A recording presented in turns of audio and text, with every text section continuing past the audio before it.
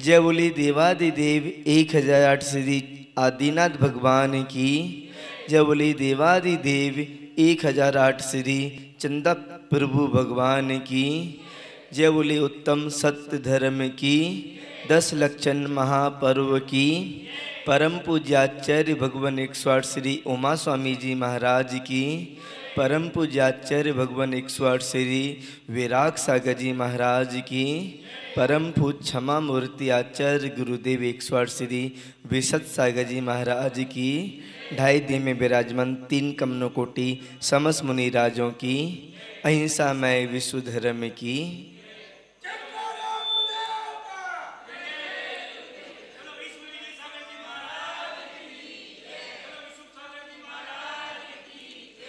आज 10 लक्षण पर्व का 5वां दिन है।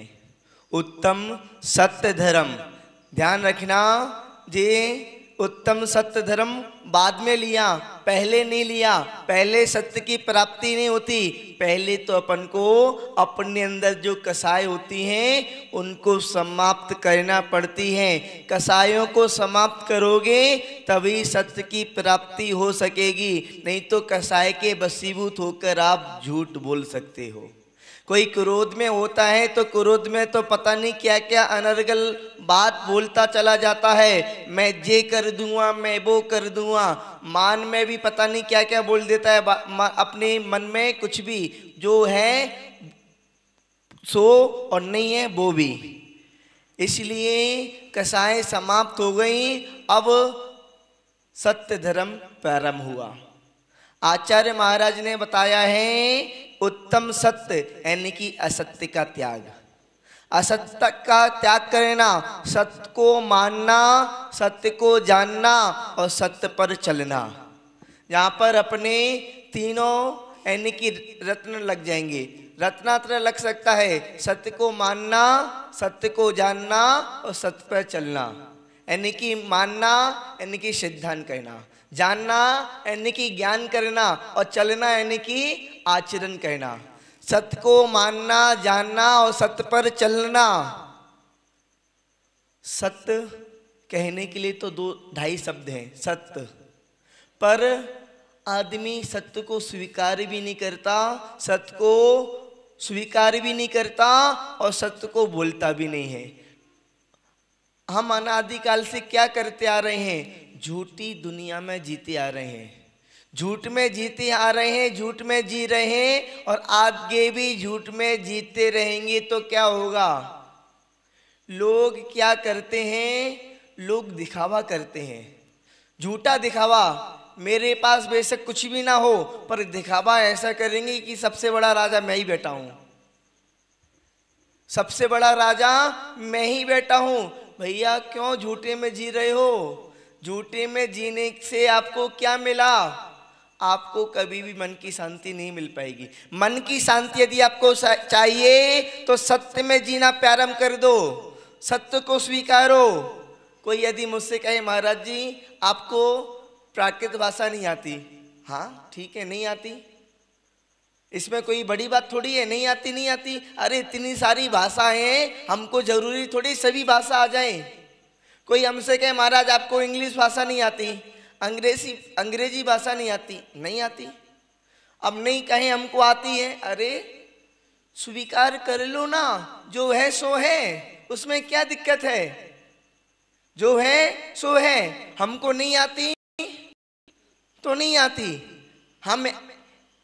हमारे पास ये वस्तु नहीं है तो नहीं है, स्वीकार करो।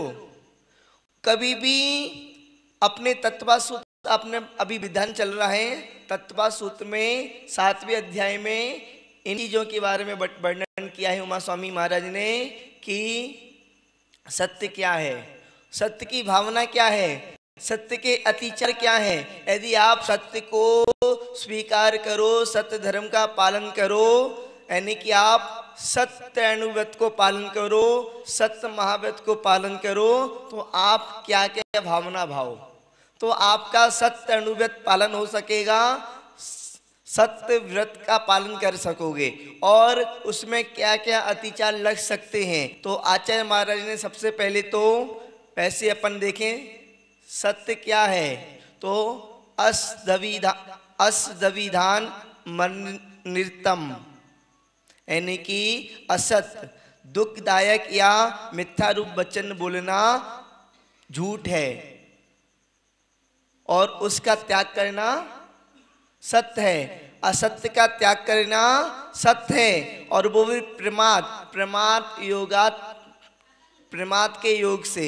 यदि अपन झूठ बोलते हैं, प्रमाद के योग से यदि अपन असत्य बोलते हैं, मिथ्या बोलते हैं, या अपन किसी प्रकार से दुखदायक वचन बोलते हैं। कोई क्या करता है, सामने वाले से ऐसी बात कहता है कि सामने वाले को बुरी लग जाए और बाद में कहता है हम तो सत्य बोलते हैं, सामने वाले को बुरी लगे तो लग जाए। अरे तुमने सत्य बोला किस लिए? सत्य बोला किस लिए? सामने वाले को बुरी लगे इसलिए। तो एक राजा था, उसकी आंख एक फूटी थी, काना राजा था, और उसके मन में विचार आया कि मैं एक अपनी तस्वीर बनवाऊं, और तस्वीर बनवाने के लिए उसने बहुत सारे जो तस्वीर बनाने वाले थे चित्रकारों को बुलवाया। चित्रकार, बड़े से बड़े चित्रकार उसके पास आए, राजा की तस्वीर बनाई, राजा की तस्वीर बनाई। जो सत्य था वो सत्य था, उसको क्या कर सकते हैं। राजा की तस्वीर बनाई और राजा के सामने दिखाई। राजा ने अपनी तस्वीर को देखा तो वो गुस्सा हो गया, उसके अंदर क्रोध आ गया, ये तस्वीर कैसी बनाई है। अब जो है सो है, राजा काना था, राजा एक आंख उसकी फूटी थी, तो तस्वीर में क्या बनाया, एक आंख फूटी बनाई। राजा को गुस्सा आया, बहुत सारे तस्वीर वाले आए, बनाने वाले चित्रकार, चित्रकारी करी, राजा का चित्र बनाया और सब पर राजा को, यानी कि राजा ने सब पर गुस्सा किया, सबको भगा दिया। एक चालाक चित्रकार, विवेकी चित्रकार, समझदार चित्रकार वहां पर पहुंचा। उसने देखा कि क्या बात है, राजा को चित्र बनवाना है और राजा को चित्र बनवाना है और चित्रकार चित्र तो बना देता है, पर क्या होता है, राजा गुस्सा हो जाता है। राजा कुछ उपहार देने की जगह डांट फटकार देता है। उसने क्या किया, राजा का चित्र बनाया। और कैसा चित्र बनाया, हाथ में बंदूक लेकर और निशाना लगाते हुए। जब निशाना लगाएगा तो क्या होगा, एक आंख बंद करेगा। तो उसने चित्र बनाया, उसमें निशाना लगाते हुए, उसमें राजा की एक आंख बंद थी। झूठा तो नहीं किया उसने, एक आंख बंद थी। तो एक आंख बंद करते हुए चित्र बनाया, राजा को दिखाया, राजा खुश हो गया और राजा ने उसको इनाम दे दिया। यानी कि उसने झूठ भी नहीं बोला और सत्य भी प्रदर्शित नहीं हुआ, सत्य भी पता नहीं पड़ा और झूठ भी नहीं बोला। तो भैया हम तो सत्य बोल देते हैं, सामने वाले को बुरी लग जाए तो लग जाए। आपने सत्य क्यों बोला, सामने वाले को बुरी लगे इसलिए। तो ध्यान रखना, आपको यदि सत्य धर्म, यदि सत्य व्रतों को पालन करना है तो उमा स्वामी महाराज ने 7वें अध्याय में 5वें नंबर के सूत्र में भावना बताई है सत्य की। सत्य को यदि आपको सत्य व्रत को पालन करना है तो 5 भावनाओं को भावो तो आप सत्य व्रत को पालन कर सकोगे। कौन सी भावना बताइए, क्रोध, लोभ, भीरुत्व, हास, प्रत्याख्यान, अनुविचि, भाषणम चा पंच। यानी कि क्रोध का त्याग करना। अभी मैंने प्रारंभ में बताया था, कोई यदि क्रोध करता है तो क्रोध करने वाला कभी भी सत्य नहीं बोल सकता। क्रोधी प्राणी कभी भी सत्य नहीं बोल सकता। क्रोधी प्राणी होता है, क्रोध करता है, गुस्सा करता है तो गुस्से में हमेशा झूठ ही निकलता है। कभी भी सामने वाला जब गर्म व्यक्ति हो ना तो सामने वाले के आप क्या करना, थोड़ी देर के लिए शांत हो जाना, जब तक वो ठंडा ना हो जाए। जब वो ठंडा हो जाएगा, उसका क्रोध शांत हो जाएगा, तब आप बात करोगे, तब बात आपकी बन पाएगी। और सामने वाला यदि क्रोध में है और क्रोध में आप बात कर रहे तो क्या होगा, बात बन नहीं पाएगी, बिगड़ जाएगी। तो आपको यदि सत्य व्रत का पालन करना है तो क्रोध का प्रत्याख्यान, त्याग करना है, क्रोध का शमन करना है। और क्रोध के बाद में लोभ प्रत्याख्यान। लोभ में भी आदमी झूठ बोलता है, लोभ में झूठ बोलता है। अपना लोभ कसाई के मारे मतलब किसी का कुछ बोल देता है। यदि मान लो किसी को लोभ हो, लोभ के वशीभूत होकर मान लो किसी को भी कुछ कह दिया, यानी कि लोभ में आदमी झूठ पर झूठ बोलता जाता है, लोभ के मारे झूठ पर झूठ बोलता जाता है, लोभी व्यक्ति भी झूठ बोलता है। तो आपको लोभ का भी त्याग करना है, लोभ प्रत्याख्यान।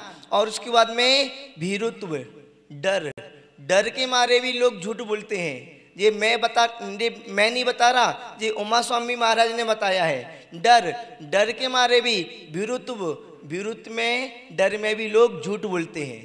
तो डर का भी आपको त्याग करना है, यानी कि भीरुत्व प्रत्याख्यान। और उसके बाद में हंसी, हंसी में भी लोग पता नहीं क्या बोल देते हैं। जो ज़्यादा हंसी मजाक करने वाले होते हैं ना, तो उनसे भी झूठ निकलता है। इसलिए आचार्य महाराज कहते हैं ज़्यादा हंसी मजाक भी नहीं करना चाहिए।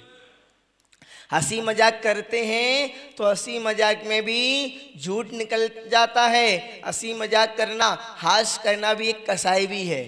हास्य करना एक नौ कसाई आती है। और आप यदि हंसी मजाक करते हो तो हंसी मजाक में तो पता नहीं बड़े बड़े झगड़े हो जाते हैं और महाभारत जैसे युद्ध हो जाते हैं हंसी मजाक करने में। तो आपको हंसी मजाक करने का भी त्याग करना है। और उसके बाद में अनुवची भाषणम, यानी कि शास्त्र में जैसी बात लिखी है वैसी बात ही कहना। अपने मन से कुछ नहीं कहना, अपने मन से कुछ नहीं लगाना, अपने मन से कुछ नहीं सोचना, पहले शास्त्र को दिखा देना। मन की ना बोले, शास्त्र को टटोले। मन की आप बोलोगे तो आपके मन की बात को कोई स्वीकार नहीं करेगा, और आप शास्त्र की बात बोलोगे, शास्त्र को दिखाओगे तो सब लोग स्वीकार कर लेंगे। तो अनुविची भाषणम, 5 आपकी भावना सत्य, यदि आपको व्रत को पालन करना है तो 5 भावना को भाना है। कौन कौन सी?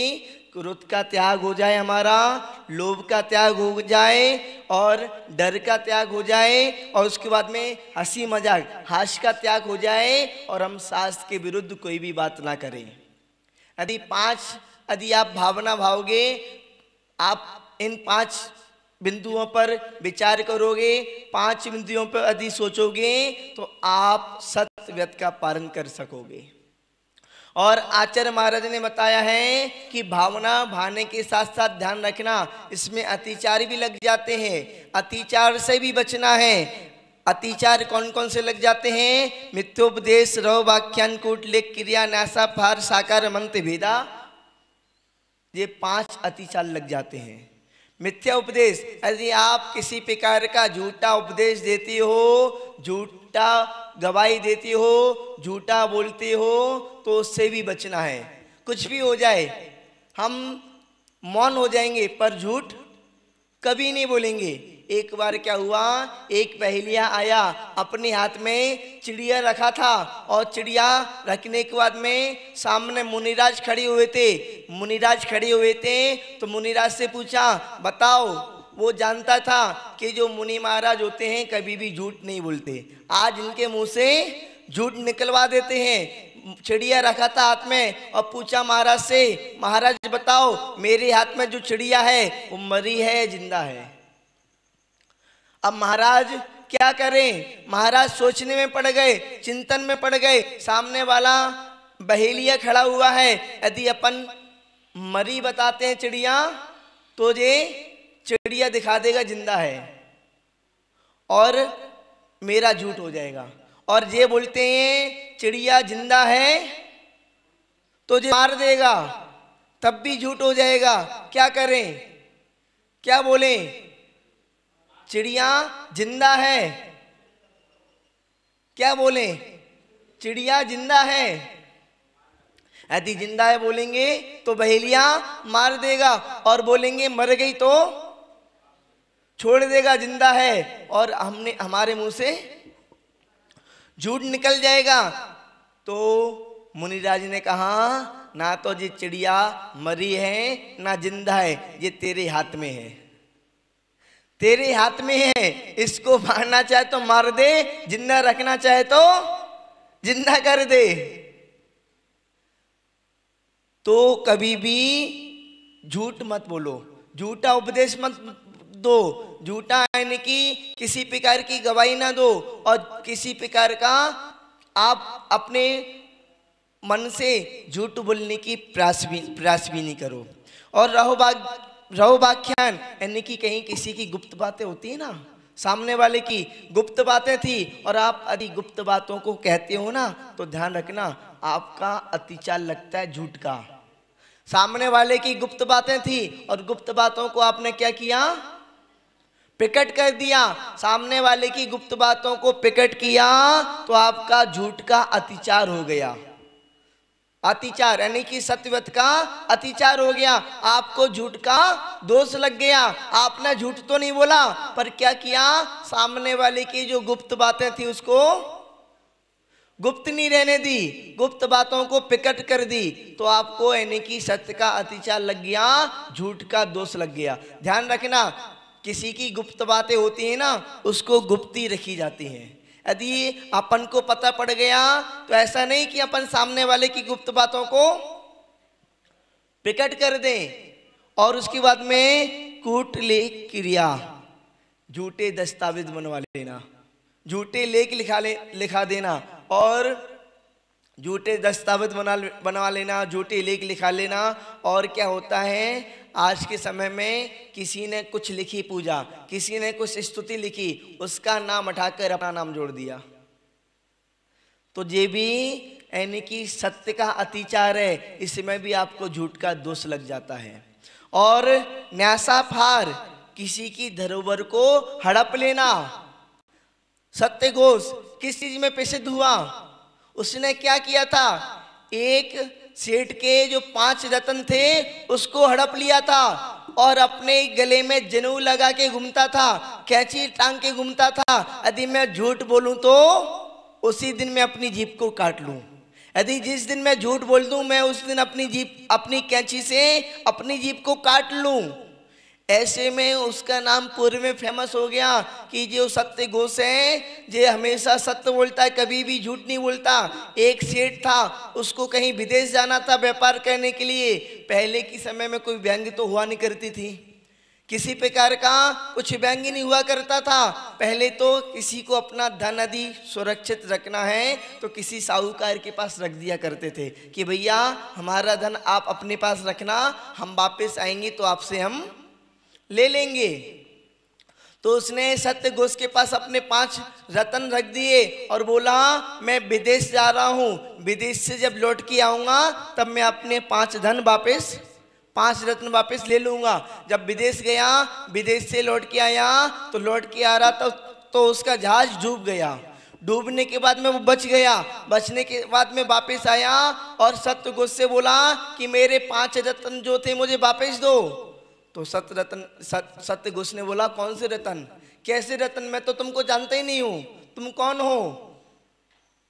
फिर सत्य घोष परेशान हो गया, उसका पहले तो जहाज डूब गया, उसके बाद में जितना भी उसके पास धन था उसके 5 रतन थे वो सत्य घोष ने हड़प लिए।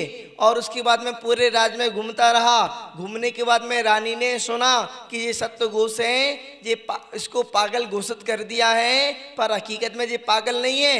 यदि पागल होता तो एक ही बात बार बार क्यों कहता कि सत्य घोष ने मेरे रतन रख लिए और वापस मेरे रतन नहीं देता। तो रानी ने युक्ति लगाई और रानी ने युक्ति लगाने के बाद में सत्य घोष को अपने महल में बुलाया और उसके साथ में जुआ खेला। जुआ खेलने के बहाने उसके घर से रतन मंगाए। रतन मंगाने के बाद में उस सेठ के सामने रखे रतन, और रतन रखने के बाद में बोला तुम्हारे जो रतन है उसको उठा लो। उसने अपने रतन उठा लिए और जो सत्य घोष था उसका झूठ पकड़ा गया। झूठ पकड़ने के बाद में वो उसको सजा दी गई। सजा देने के बाद में मर गया और मरने के बाद में वो उसी धन में सांप हुआ। तो किसी की यदि अपन संपत्ति हड़पते हैं तो भी अपना झूठ का दोष लगता है। और उसके बाद में साकार मंत्र वेदा, यदि अपन एक दूसरे की चुगली करते हैं ना, चुगली करने में भी सत्य का अतिचार लगता है, झूठ का दोष लगता है। अपन एक दूसरे की चुगली ना करें। आज के समय में तो क्या हो गया पता नहीं, जिसको देखो उसको एक दूसरे की चुगली करता रहता है। इसने ऐसा कर दिया, उसने ऐसा कर दिया, इसने ऐसा करा दिया, उसने ऐसा करा दिया, लगा रहता है। अरे भैया तुम अपना काम करो ना, एक दूसरे की चुगली करके क्या मिल जाएगा आपको? अरे आपको पाप लगेगा। कौन सा? झूठ का पाप लगेगा। सत्य का अतिचार कर रहे हो। सत्य को स्वीकार करो, जो है सो है। अपनी आत्मा में किसी प्रकार का कोई विकार नहीं है। अपनी आत्मा सत्य स्वरूप है, अपनी आत्मा में विकार नहीं है। अपनी आत्मा को देखो, हमारे अंदर किसी प्रकार का विकार नहीं है। ये सब बाहरी विकार हैं। जब ये बाहरी विकार आ सकते हैं तो अपन पुरुषार्थ करें, मेहनत करें तो ये बाहरी विकार समाप्त भी हो सकते हैं।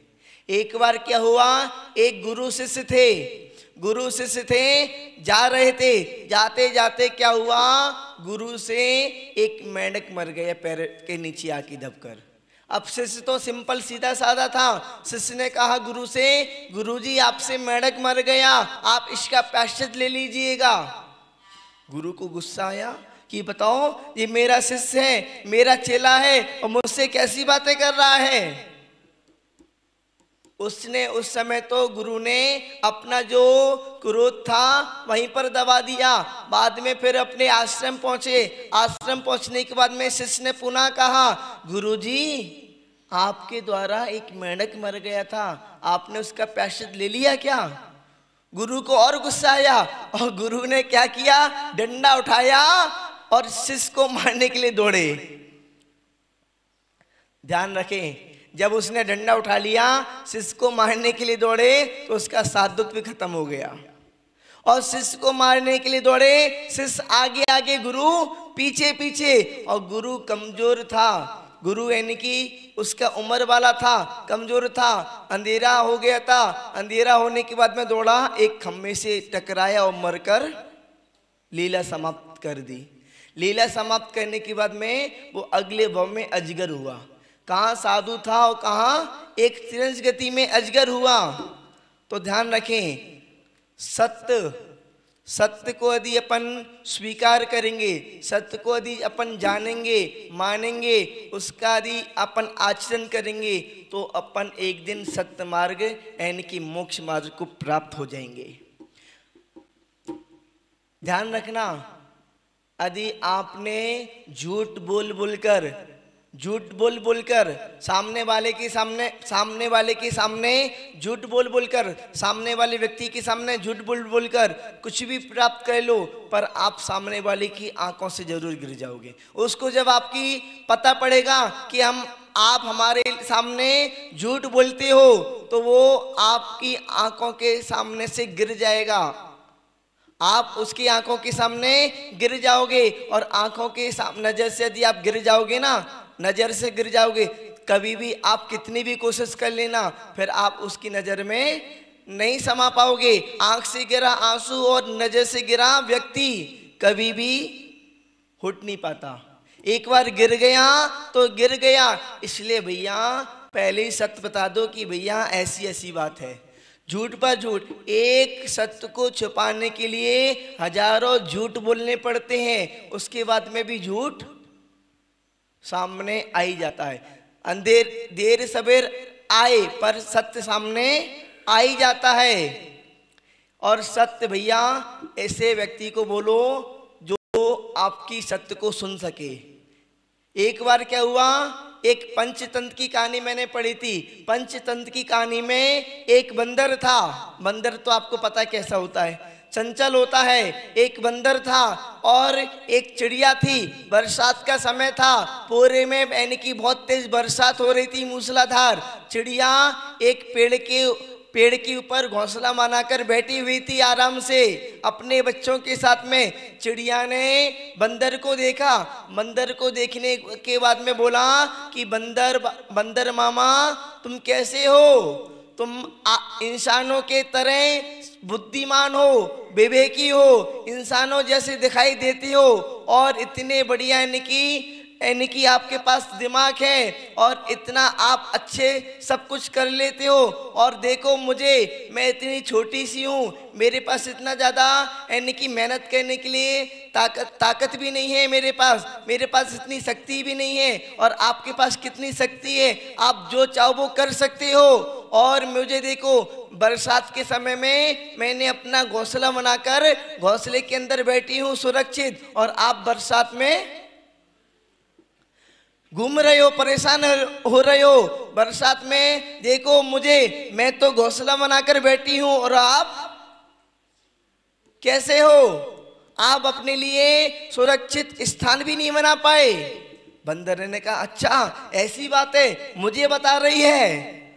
चिड़िया ने तो शांति से बोला था, बढ़िया, तुम्हारे पास कितनी ताकत है, शक्ति है, तुम कुछ भी कर सकती हो, तुम्हारे पास मनुष्यों जैसी यानी कि विवेक है, और मनुष्य जैसी तुम्हारी आकृति है, और तुम अपने लिए एक सुरक्षित स्थान नहीं बना पाए, और मैं इतनी छोटी सी चिड़िया हूँ और मेरे पास ताकत भी कम है, उसके बाद में भी मैंने अपना एक सुरक्षित स्थान बना लिया। बंदर को गुस्सा आया कि बताओ, ये मुझसे ऐसी बातें कर रही है। बंदर ने क्या किया, छलांग लगाई और उसका घोंसला तोड़ दिया।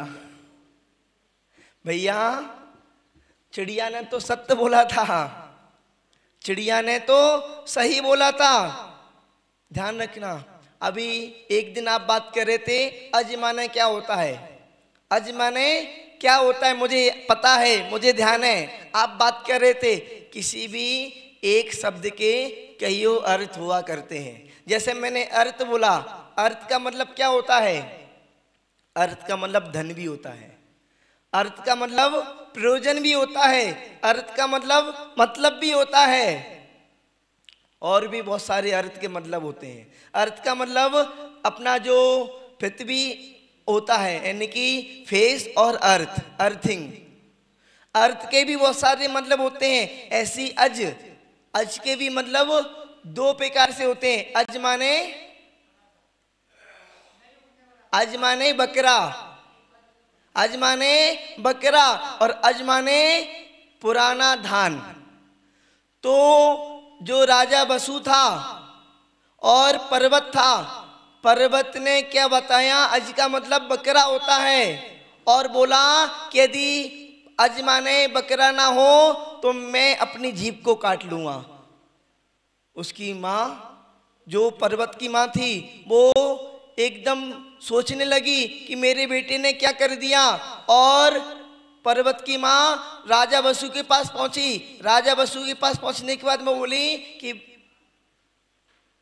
बेटा, तुमको मुझे एक वरदान देना था, मैं तुमसे एक वरदान मांगना चाहती हूँ, अब मांगना चाहती हूँ, पहले का वरदान अब मांगना चाहती हूँ। ध्यान रखना, मैंने पहले भी कहा था, दान और वरदान, दान और वरदान कभी भी रोककर नहीं रखना चाहिए।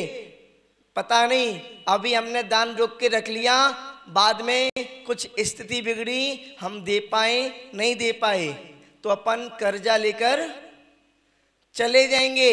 तो कभी भी दान को रोक कर नहीं रखना चाहिए। वरदान हमने रोक के रख लिया, यदि पता नहीं कौन सी स्थिति में कौन सा वरदान मांग ले और क्या अनहोनी घट जाए।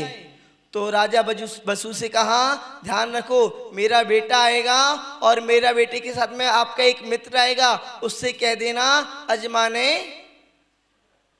अजमाने बकरा होता है और बकरे का अनुष्ठान किया जाता है, बकरे की बलि चढ़ाई जाती है यज्ञ में।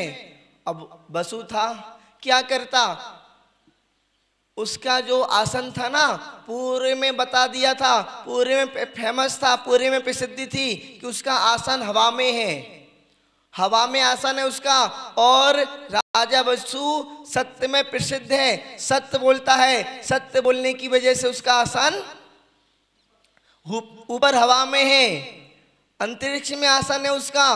तो अब जो बसु था, बसु क्या करता, उसने जो उस माँ का वरदान था, वर था, उसको मानना पड़ा और उसने अपने आसन पर बैठ के बोला कि अज माने बकरा होता है और बकरे की बलि चढ़ाई जाती है, ऐसा गुरु ने बताया था।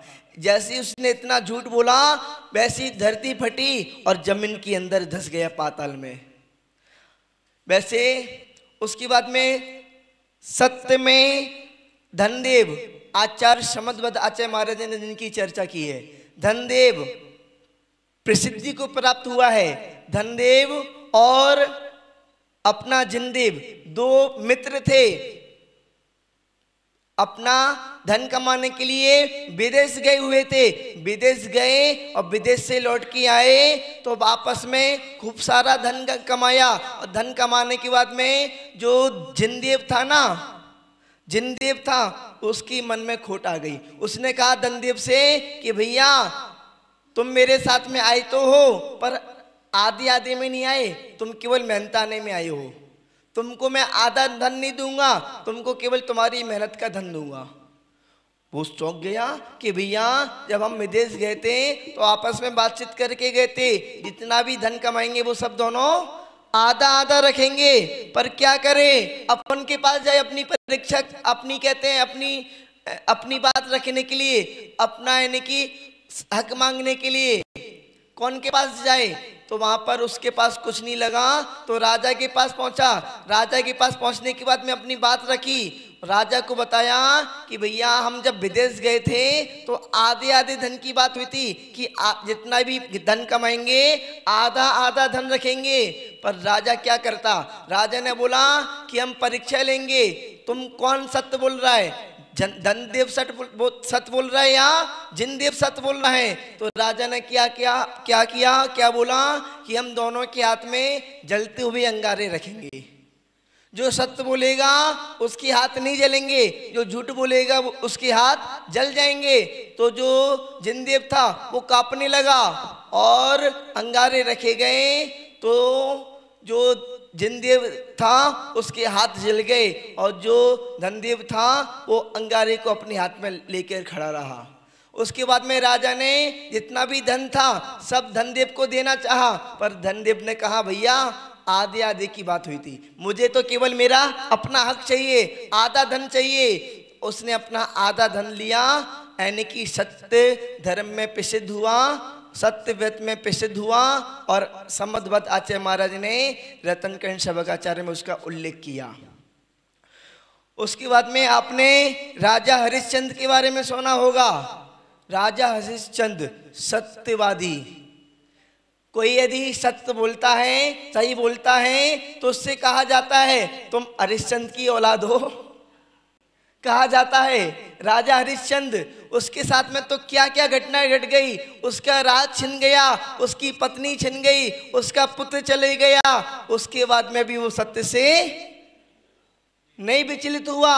बाद में फिर क्या हुआ, ये अपने जैन धर्म में नहीं वैष्णव धर्म में कथा आती है। और उसके बाद में सब कुछ जानने के बाद में भी सत्य धर्म से विचलित नहीं हुआ।